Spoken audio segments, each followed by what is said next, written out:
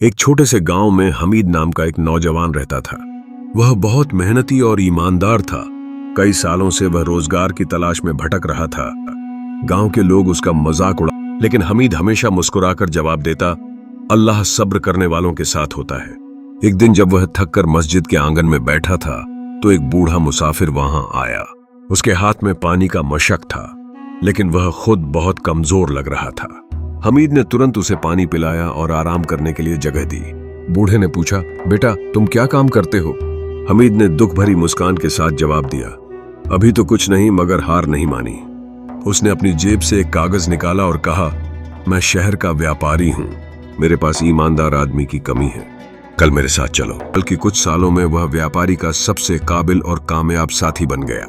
जब लोग हैरानी से पूछते, तुमने ये मुकाम कैसे हासिल किया, तो वह मुस्कुराकर कहता, सब्र का फल हमेशा मीठा होता है।